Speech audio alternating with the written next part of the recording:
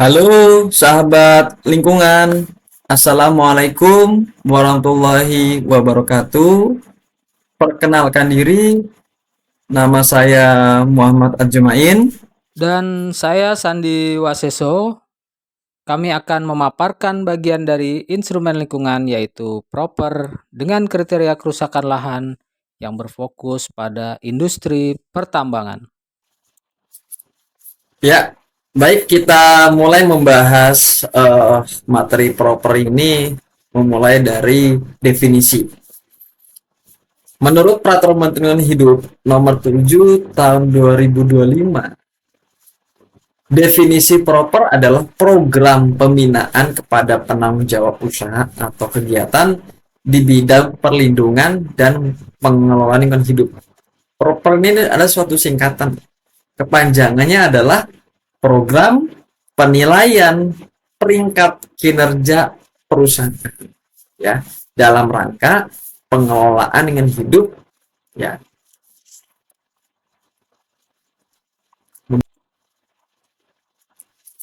Yang menjadi dasar hukum di dalam menjalankan proper, ya, proper ini dijadikan salah satu instrumen lingkungan hidup yang mampu mengevaluasi pemerakarsa dalam hal ketaatan terhadap lingkungan. Apa sih dasar hukumnya proper ini? Kenapa proper ini wajib? Proper ini ada dua ya teman-teman. Ada yang dipaksa, itu wajib perusahaannya. Ada yang sukarela. Sukarela ini saya ingin tahu perusahaan saya sejauh mana sih taatnya. Ini ada dua ya. Ada yang wajib, ada yang sukarela. Nah, yang wajib ini Menteri akan memberikan informasi ya melalui SK Menteri bahwa beberapa industri sudah di-list yang wajib mengikuti proper ya. Nah, dasar hukumnya apa sih? Dasar hukumnya yaitu Undang-Undang Nomor 32 Tahun 2009 tentang perlindungan dan pengelolaan hidup ya. Kemudian diperkuat kembali dalam Peraturan Menteri Lingkungan Hidup dan Kehutanan Nomor 1 Tahun 2021. Kemudian Permen LHK Nomor 1 Tahun 2021 dirubah lagi, diupdate, diperbarui pada tahun 2025, yaitu Peraturan Menteri Lingkungan Hidup Nomor 7 Tahun 2025 tentang program penilaian peringkat kinerja perusahaan dalam pengelolaan lingkungan hidup, atau sering kita dengar namanya proper. Nah, ada 3 poin di dalam proper ini. Yang satu bertujuan mengevaluasi kinerja usaha dan atau kegiatan di bidang pengelolaan hidup. Yang kedua adalah proper bisa sebagai instrumen insentif atau disinsentif reputasi untuk mendorong penataan perusahaan melalui penyebaran informasi kinerja kepada masyarakat. Yang ketiga yaitu proper sebagai instrumen untuk mendorong kegiatan dan atau usaha untuk melakukan beyond complaints dalam pengelolaan lingkungan hidup. Di dalam penilaian kinerja peserta proper, ada beberapa nilai yang akan dinilai oleh pemerintah terhadap perusahaan-perusahaan yang diwajibkan mengikuti proper. Ada 9 penilaian. Kenapa ada 9 penilaian dan kenapa harus dinilai? Karena hasil akhir nanti adalah setiap perusahaan yang diwajibkan akan mendapat peringkat. Apakah peringkat proper hitam, apakah peringkat proper merah, atau proper biru, bahkan peringkat hijau atau emas. Apa sih kriterianya dari beberapa peringkat tersebut? Nah, ada 9 penilaian. Yang pertama yaitu yang dinilai dari dokumen lingkungan. Apakah industri tersebut memiliki dokumen lingkungan seperti AMDAL atau VLPL memiliki atau tidak. Yang kedua yaitu pengendalian pencemaran air. Apakah industri memiliki IPAL ya? Apakah IPAL sudah berjalan? Apakah sudah sesuai baku mutu ketaatannya? Yang ketiga yaitu pengendalian pencemaran udara. Apakah industri tersebut sudah mengelola pencemaran udara dengan cara memasang alat pengendali udara ya, supaya udara dikeluarkan ke udara ambien di bawah baku mutu yang ditetapkan oleh pemerintah. Yang keempat yaitu pengendalian limbah B3 dan limbah non B3 ya, dalam rangka pengelolaan limbahnya ya. Untuk limbah B3 melalui Peraturan Menteri nomor 6 tahun 2021, untuk limbah non B3 melalui Peraturan Menteri Lingkungan Hidup nomor 19 tahun 2021. Yang kelima yaitu pengelolaan sampah. Nah, ini pengelolaan sampah ini wajib untuk semua seluruh industri ya. Kemudian pengelolaan limbah B3 pun wajib untuk seluruh industri ya. Kemudian yang ketujuh adalah pengelolaan ekosistem gambut. Nah, ini khusus untuk perkebunan dan HTI.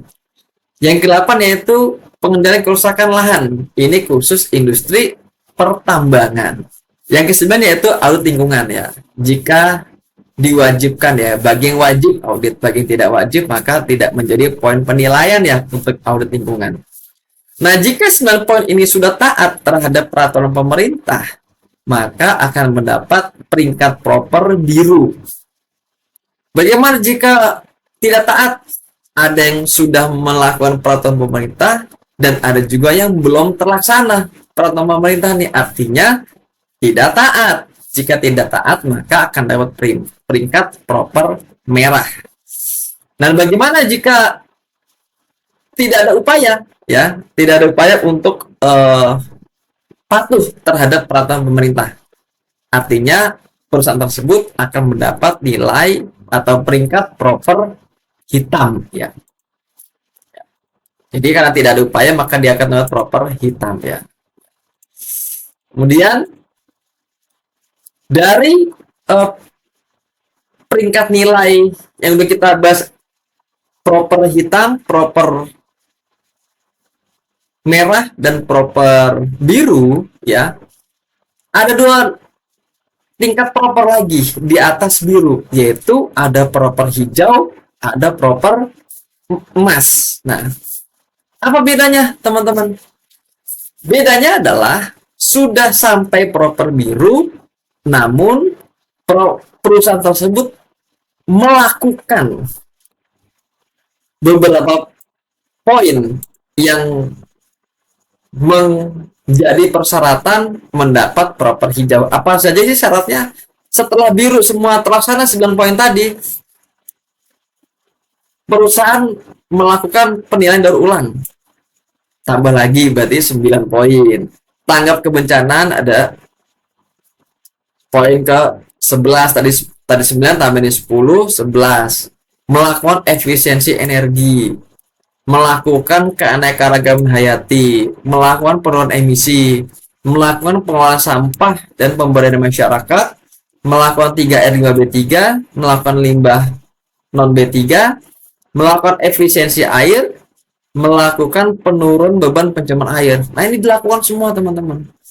Setelah 9 poin tadi taat, mendapat proper biru. Nah, baru dia dicalonkan menjadi ikut tahun depannya proper hijau. Ternyata semua terlaksana. Maka tahun berikutnya akan mendapat penilaian proper hijau. Setelah hijau ada lagi teman-teman. Bagi yang hijaunya 2 kali berturut-turut, ditambah memiliki program green leadership dan memiliki inovasi sosial dan memiliki eko-inovasi, maka perusahaan tersebut akan mendapat penilaian proper emas. Ini paling tinggi, itu proper emas gitu ya. Kemudian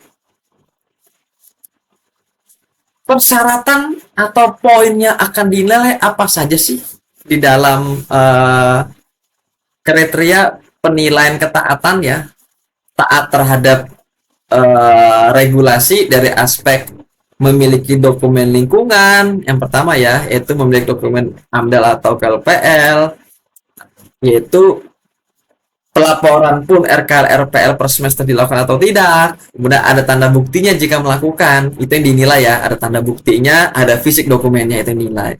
Yang kedua adalah penilaian pencemaran air ya, taat terhadap kompeten personil. Personil yang menangani IPAL memiliki sertifikasi kompetensi BNSP, yaitu kompetensi PPPA untuk level manajer dan POPAL untuk yang level operator. Kemudian IPAL-nya memiliki dokumen praktek dan memiliki SLO ya. Kemudian baku mutunya tercapai sesuai peraturan pemerintah. Misalnya BOD maksimal 30 mg per liter, maka BOD yang dikeluarkan ke lingkungan dia di bawah 30 atau pas 30, maka itu dinilai sebagai ketaatan ya. Yang ketiga adalah pengendalian pencemaran udara. Kompetensi personilnya setiap perusahaan memiliki. Perusahaan tersebut memiliki personil yang kompeten, ditunjukkan dengan memiliki sertifikasi BNSP bidang pengendalian pencemaran udara, yaitu PPPU dan POPU ya. Yang kedua adalah emisinya itu memiliki dokumen POTEK ya dan SLO. Kemudian yang ketiga adalah memenuhi baku mutu yang ditetapkan oleh pemerintah. Ini sektor dari aspek pengendalian pencemaran udara. Aspek pengolahan limbah B3 dan non B3 yaitu personilnya ya, memiliki personil tersertifikasi BNSP ya, dinyatakan kompeten di bidang pengolahan limbah B3. Dia mengerti bagaimana label simbol, di TPS, desain TPS itu ada 5 jenis ya, TPS 5B3, apakah dia bentuknya bangunan, apakah bentuknya dia silo, ataukah bentuknya kontainer, atau bentuknya waste pile atau waste impoundment. Ini taat ya terhadap personil dan bangunannya. Kemudian taat terhadap perling. Jadi si TPS-nya punya dokumen rintek untuk penghasil, dan TPS-nya memiliki dokumen pertek bagi industri pengolah, industri pemanfaat, industri penimbun, kemudian industri pengumpul ya. Nah, yang kelima adalah pengendalian kerusakan lahan ya. Jadi untuk sektor pertambangan taat terhadap regulasi antara realisasi dan perencanaan ini sesuai ya, yang ada di dalam dokumen RKTTL. Kemudian stabilitas geoteknik, kemiringan lereng dan longsornya itu stabil, tidak ada kelongsoran, kemiringannya sesuai. Kemudian pengolahan batuan, potensi pengendalian pencemar yaitu dilakukan. Kemudian sarana dan prasarana lainnya. Kemudian yang keenam yaitu pengendalian kerusakan ekosistem gambut ya. Ini khusus untuk HTU dan perkebunan di lahan gambut ya.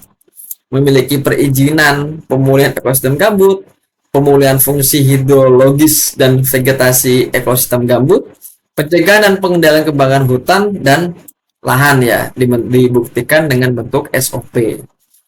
Kemudian yang ketujuh adalah pengolahan bahan berbahaya dan beracun, yaitu pemenuhan ketentuan pengangkutan B3, kemudian pemenuhan ketentuan penyimpanan. Jadi diangkut oleh transporter yang memiliki izin dan izin atau rekomendasi dari Kementerian Lingkungan Hidup, dan disimpan di dalam TPS B3 yang memiliki dokumen rincian teknis.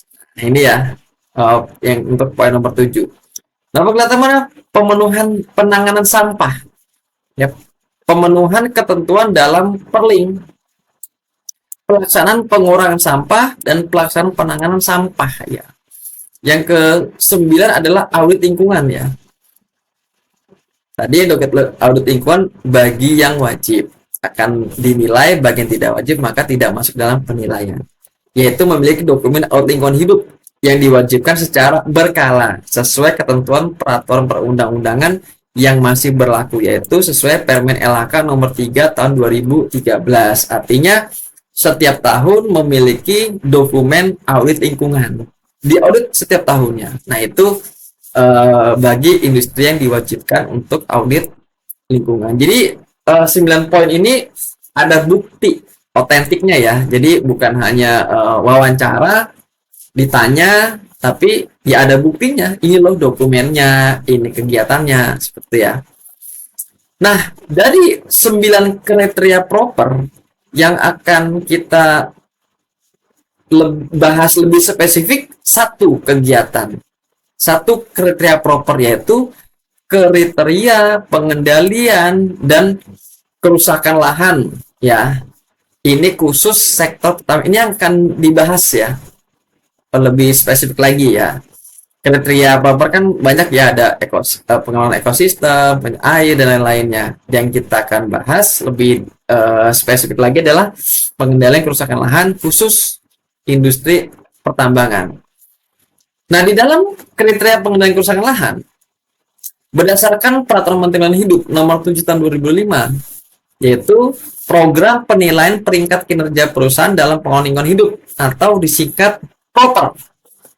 Nah, di sini ada peringkat biru atau peringkat merah atau peringkat hitam.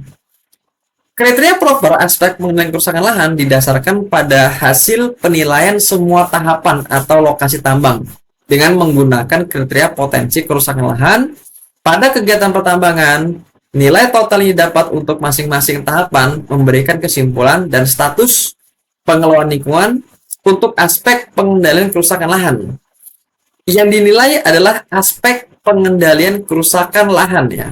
Aspek ini saja ya, dari semua aspek hanya satu poin yang kita bahas, yaitu aspek pengendalian kerusakan lahan, yaitu ada peringkat biru, merah, atau hitam. Dapat peringkat biru jika semua tahapan atau lokasi tambang 100% dengan nilai total dari penilaian aspek potensi kerusakan lahan adalah lebih besar atau sama dengan 80. Jadi tidak ada potensi rusak. Peringkat merah jika tidak semua tahapan atau lokasi tambang atau maksudnya kurang dari 100%. Ya. Misalnya satu pit ada 5 kegiatan. Dari 5 kegiatan tersebut, triwulan 1 perencanaannya 3 kegiatan.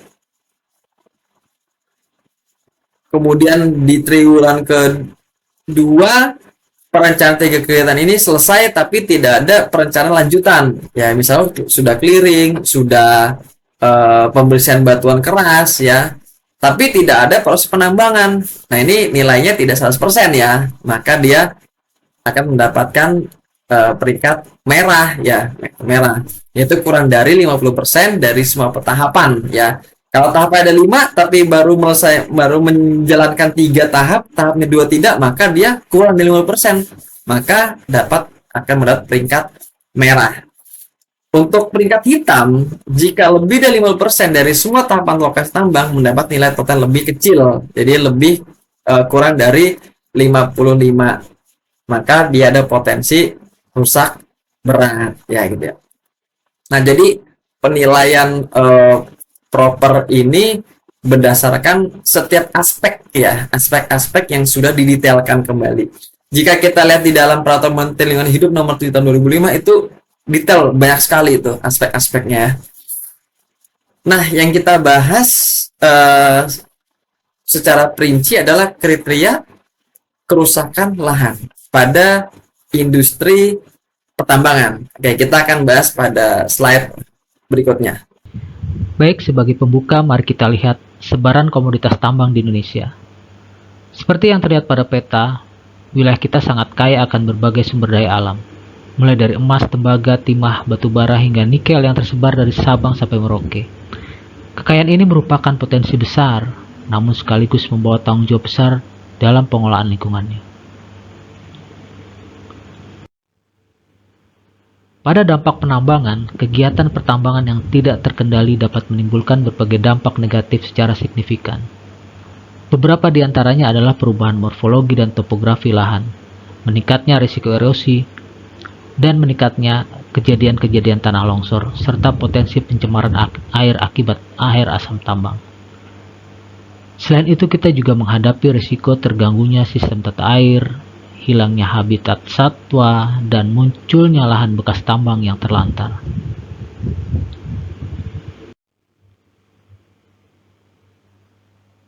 Permasalahan lingkungan pertambangan. Secara visual, permasalahan ini dapat terlihat dari adanya pencemaran air dan sedimentasi, kerusakan lahan hingga ancaman jiwa akibat bencana seperti banjir atau kekeringan di area sekitar tambang inilah yang akan mengakibatkan area-area di sekitarnya menjadi area yang kering.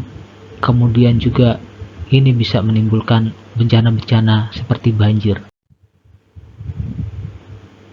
Pada aspek kriteria pengendalian kerusakan lahan, maka untuk mengendalikan kerusakan tersebut terdapat beberapa aspek kriteria utama yang harus dipenuhi oleh perusahaan tambang.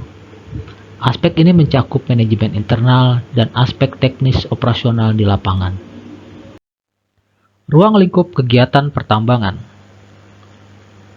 Alur kerja yang dinilai mencakup seluruh tahapan, mulai dari pembersihan lahan atau land clearing, pengelolaan tanah pucuk atau topsoil, kemudian pengupasan batuan penutup, proses penambangan itu sendiri, penimbunan, hingga tahap akhir yaitu reklamasi dan revegetasi. Kemudian standar evaluasi nilai atau rencana dan realisasi. Sebagai contoh pada kriteria rencana K1, penggunaan peta skala di atas atau lebih besar sama dengan 1:2000 akan mendapatkan nilai maksimal 10. Kemudian untuk realisasi atau K2, ini merupakan ketepatan jadwal dan kesinambungan tahapan yang menjadi suatu kunci. Jika tidak ada aktivitas selama lebih dari 1 tahun, maka nilainya adalah 0. Kemudian penilaian nilai total dan status. Hasil akhir dari seluruh penilaian ini akan dikonversi menjadi status pengelolaan lingkungan. Demikian yang bisa kami sampaikan. Semoga bermanfaat. Terima kasih. Wabillahi taufiq wal hidayah. Wassalamualaikum warahmatullahi wabarakatuh.